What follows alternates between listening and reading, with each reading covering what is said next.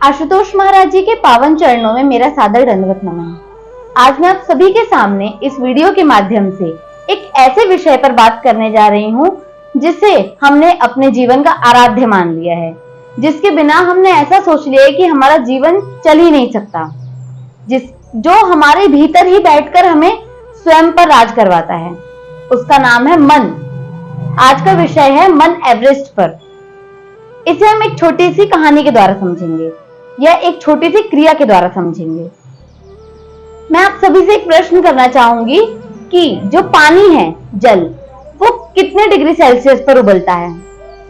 आप सभी को पता है कि उबलना एक वैज्ञानिक प्रक्रिया है जिसमें तरल पदार्थ को जब हम किसी गर्म जगह पर रखते हैं या किसी गर्म स्थान पर रखते हैं तो उसका नया स्वरूप परिवर्तित होता है। तो पानी कितने डिग्री सेल्सियस पर उबलता है? हम सभी का यही उत्तर है कि 100 डिग्री सेल्सियस। परंतु ऐसा नहीं है। हमें लगता है कि पानी को हम कहीं भी ले जाकर कहीं भी किसी भी स्थान पर रखें और उसका जब सेल्सियस चेक करेंगे तो वो 100 डिग्री सेल्सियस ही आएगा। ऐसा नहीं है। क्यों? क्योंकि जो पानी है उसे हम जैसे स्थान पर, जैसे वातावरण में रखेंगे वो उतना ही बढ़ता या गिरता जाएगा। उदाहरण के तौर पर समझें तो यदि आप किसी रेतीली या रेगिस्तानी जगह पर पानी को उबालने की प्रक्रिया शुरू करेंगे तो उसका जो जल स्तर है वो या तो बढ़ता जाएगा और या तो घटता जाएगा।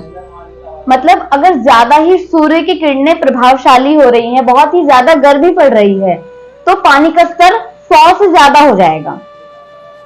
और यदि आप किसी पहाड़ी क्षेत्र में या हिमालय की गुफाओं में जाकर पानी का स्तर नापेंगे तो वो 100 से भी नीचे चला जाएगा। लगभग 66 डिग्री सेल्सियस तक वो अपना तल बता देता है। क्यों? क्योंकि यह एक प्रक्रिया है। हम जिस भी तरल पदार्थ को जिस अलग अलग स्थान पर रखते हैं उसमें परिवर्तन आ जाता है। ऐसा कहते हैं कि पानी को जिस बर्तन में डालो वो उस आकार का हो जाता है। ये बिल्कुल सही बात है। आप पानी को जिस भी स्थान पर रखोगे वो वैसा ही वातावरण अपनाने लगता है, वो स्वयं उसमें वैसा ही ढल जाता है। हम इससे यह सीखेंगे कि किस प्रकार हमारा जीवन, हमारा मन एक पानी की तरह काम करता है। जी बिल्कुल, जो हमारा मन है, जिसे हम कहते हैं कि हमारे मन के अकॉर्डिंग हम चलते हैं। हम हर रोजाना जो भी दिनचर्या में काम करते हैं हम केवल मन के द्वारा करते हैं। मन नहीं कर रहा है तो ये कर लिया, मन कर रहा है तो वो कर लिया। क्यों? क्योंकि हमने उसे अपने जीवन में इस प्रकार विराजित कर दिया है कि उससे बड़ा कोई नहीं। मैं कुछ कविता की पंक्तियों के द्वारा आपको बताना चाहूंगी कि किस प्रकार मन एक पानी के द्वारा है। ये पंक्तियां मेरे गुरु जी द्वारा लिखित हैं। पंक्ति के पहली लाइन्स हैं, मैं मन हूं, मैं जो चाहूं वो करवाता हूं, मैं मन हूं, मैं ही तुझे फंसाता हूं। ये पंक्तियां यह बताती हैं कि मैं ही वो हूं जो तुझे फंसा देता हूं और मैं ही वो हूं जो तुझे चला देता हूं।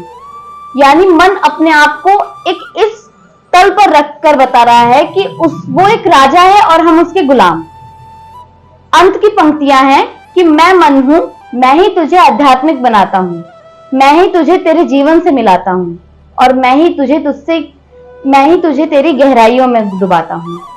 यानी मन भी एक पानी की तरह ही है, जिसे हम जैसी अवस्था में डालेंगे वो वैसा हो जाएगा। पुराने गुरु और आचार्यों द्वारा यह कहा गया है, यह एक श्लोक है, युजनेवनम सदात्मनम योगी नियत मानस प्राणी निर्वाण परमम सदा सत्य मागच्छति। यानी योगी जो होते हैं वो ध्यान साधना कर उस ध्यान साधना के द्वारा अंत प्रक्रिया तक पहुंच जाते हैं, स्वयं से मिल जाते हैं। एक केवल ध्यान साधना ही है जिसके द्वारा हम स्वयं को ऊपर उठा सकते हैं। जैसे पानी की जो हमने क्रिया करके देखी कि जब हम पहाड़ी क्षेत्र में पानी को लेकर गए तो उसका तल घटता गया। ठीक उसी प्रकार जब हम ध्यान साधना में बैठकर स्वयं में ध्यान लगाते हैं और स्वयं की सांसों को स्वयं देखते हैं तो हम पाते हैं कि हमारी जो वृत्तियां हैं उनका स्तर घटता जाता है। वो गुरुत्वाकर्षण के द्वारा नीचे बिखरती जाती हैं, जिससे हमें बहुत ही कठिनाइयां होती हैं, बहुत ही दर्द होता है, लेकिन वो हमारे भले के लिए होता है। गुरु और सदगुरु द्वारा हमें यही कहा जाता है कि ध्यान साधना के द्वारा हमारी वृत्तियों का तल घटता है और स्वयं से मिलने का तल बढ़ता जाता है। हम स्वयं की उस गहराई, उस रोशनी को पा लेते हैं जिसके लिए हमें परमात्मा ने धरती पर भेजा है।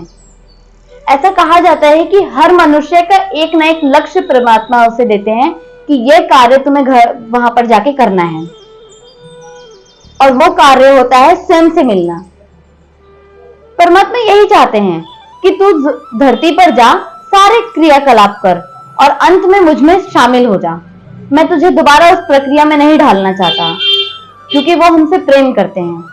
और गुरु सदगुरु भी हमें यही कहते हैं कि ध्यान साधना के द्वारा स्वयं से मिलो, ताकि अगला जन्म हो तो इसलिए हो ताकि आप दूसरों का भला कर सकें, आप दूसरों को निर्वाण पथ पर चला सकें, ना कि धरती पर आकर स्वयं को ऐसी ऐसी वृत्तियों में डाल दे जिससे परमात्मा भी सोचे कि मुझे इसको जन्म नहीं देना चाहिए था।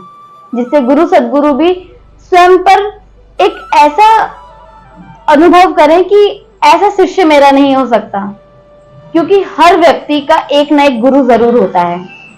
जब व्यक्ति मां के गर्भ से निकलकर इस धरती पर पहला कदम रखता है, इस धरती की पहली सांस भरता है, तभी उसका गुरु तय हो जाता है। बात सिर्फ इतनी है कि वह कई बार अंत तक उसे पहचान नहीं पाता और कई बार पहचान कर निर्वाण प्राप्त कर लेता है। जिस प्रकार पानी की इस क्रिया ने हमें समझाया कि ऊपर और नीचे के तल को हम किस प्रकार स्वयं में ढाल सकते हैं, उसी प्रकार अध्यात्म भी हमें सिखाता है कि किस प्रकार ध्यान साधना के द्वारा हम स्वयं को उच्च स्तर पर पहुंचा सकते हैं। गुरु सदगुरु द्वारा यही कहा जाता है कि ध्यान साधना ही एक ऐसी सीढ़ी है जिसके द्वारा हम स्वयं को पहचान सकते हैं, किसी और को नहीं। हम स्वयं से मिलना चाहते हैं, हमें स्वयं से मिलना चाहिए, किसी और से नहीं। हम हमेशा यह सोचते हैं कि हम किसी और की तरह हो जाएं, हम किसी और की तरह बन जाएं, लेकिन कभी आपने ये सोचा है कि पानी का जो स्वाद है वो किसी और चीज के द्वारा नहीं होता। ना पानी दूध के द्वारा लगता है, दूध की तरह लगता है, और ना ही पानी जूस के तरह लगता है। पानी का एक अलग ही स्वाद है जिसे आज तक कोई नहीं जान सका है, बस एक नाम दे दिया है, वो है अमृत। ठीक उसी प्रकार हमारे भीतर भी एक अमृत वर्षा होती है जिसे हम केवल ध्यान साधना द्वारा प्राप्त कर सकते हैं। अब मैं अपनी बातों को यहीं विराम देना चाहूंगी। धन्यवाद।